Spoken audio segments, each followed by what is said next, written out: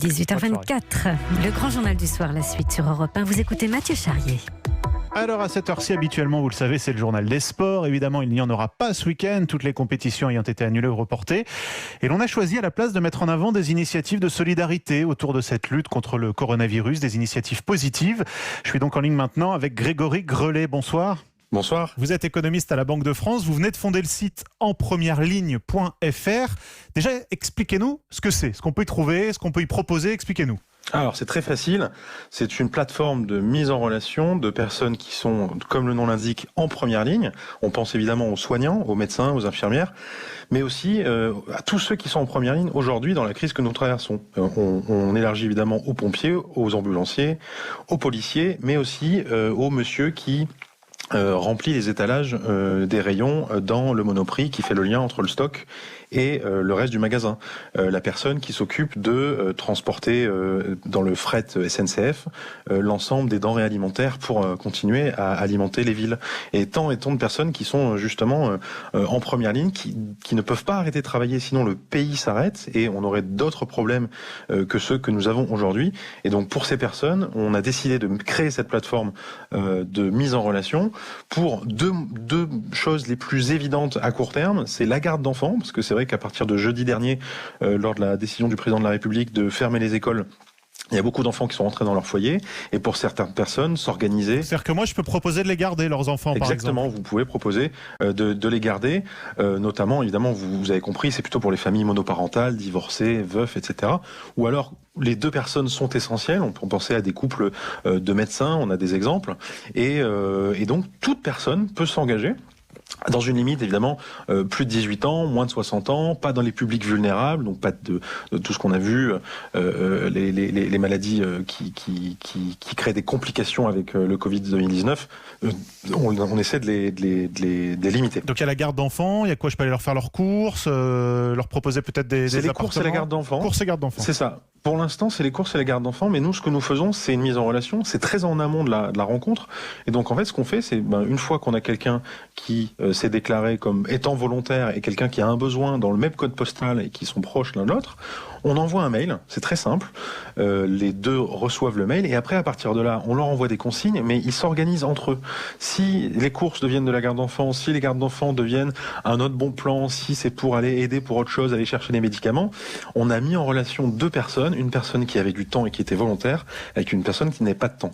C'est surtout ça qui est au centre de la logique de notre plateforme. Cette nuit, vous avez passé, je crois, la barre des 50 000 volontaires déjà ? Oui, c'est ça. Là, en ce moment même, on doit être à 55. Et c'est assez... Moi, j'aime bien comparer surtout avec le nombre de visiteurs qu'on a eu sur le site, qui est autour de 350-400 000. Ça veut dire qu'une personne sur 7 qui passe sur notre site, qui clique, elle s'inscrit, une personne sur 7. C'est incroyable, ça veut dire que les gens, quand ils ont entendu parler de solidarité, que ce soit chez nous, que ce soit au Resto du Cœur, que ce soit au Don du Sang, que ce soit à la Croix-Rouge, ils ont envie de s'engager, ils ont envie de faire quelque chose. Et on peut penser à beaucoup de choses à faire aujourd'hui. C'est gratuit, vous rémunérez pas, gratuit. Vous collectez pas les données? Non, c'est que du temps bénévole de notre part. On est trois copains, Titouan Galopin et Adrien Duguay.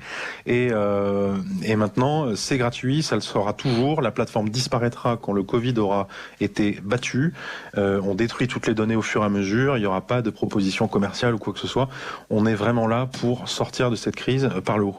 Est-ce que vous avez eu des contacts avec l'État? Est-ce qu'ils vous ont proposé de vous aider? On sait qu'ils veulent créer une plateforme de l'engagement. Est-ce que vous avez eu des échanges avec eux? Oui, bien sûr, on a eu des échanges avec eux, notamment, comme vous le dites, sur cette plateforme qu'ils sont en train de lancer, je crois, peut-être dans les heures qui viennent. C'est une plateforme qui va recenser des volontaires, mais notamment pour les missions un peu plus, justement, publiques, c'est-à-dire les missions non sanitaires dans les hôpitaux, pour répondre aux 15.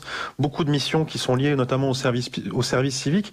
Et en effet, on s'est coordonné avec beaucoup d'autres associations sur ce volet pour savoir évidemment, on va évidemment proposer à l'ensemble de nos volontaires de s'inscrire sur cette plateforme et voilà, il y a un écosystème qui est en train de se former vraiment entre l'ensemble des besoins des associations et les plateformes comme nous et d'autres personnes, etc., qui ont des contacts et qui peuvent justement relayer et faire le lien entre ceux qui veulent donner de leur temps et ceux qui en ont besoin. On disait, vous pour l'instant, c'est garde d'enfants et courses. Est-ce que vous avez d'autres idées pour élargir un petit peu le panel de ce qui pourrait être proposé sur votre site? Oui, on a d'autres idées. On va peut-être même lancer quelque chose ce week-end. C'est une réflexion qu'on avait au tout début. C'était notamment les courses pour les personnes âgées, isolées, en difficulté. On n'a pas lancé ça au début parce que on ne savait pas précisément comment faire des courses sans contact pour eux, parce que notre process maintenant de course est sans contact. Donc maintenant, vu qu'on a appris en fonctionnant avec la plateforme, on va probablement lancer cela. Donc ça veut dire que maintenant les volontaires qui sont inscrits vont pouvoir, en plus d'aider les premières lignes, pouvoir aider des personnes isolées à aller faire leurs courses et donc éviter d'aller se mettre en contact en difficulté, 90% du temps ils n'ont pas de masque, à faire la queue dehors, etc. Et donc prendre des risques qui sont assez difficiles pour eux alors qu'ils ont 70, 75, 80, 85 ans. Et donc je rappelle à nos auditeurs votre site, votre plateforme, c'est enpremiereligne.fr, tout attaché, en première ligne. Merci beaucoup Grégory Grelet d'avoir été avec nous ce soir. Merci pour cette initiative positive. Merci et bon courage, continuez cette belle initiative en tout cas. Merci. Merci, à bientôt.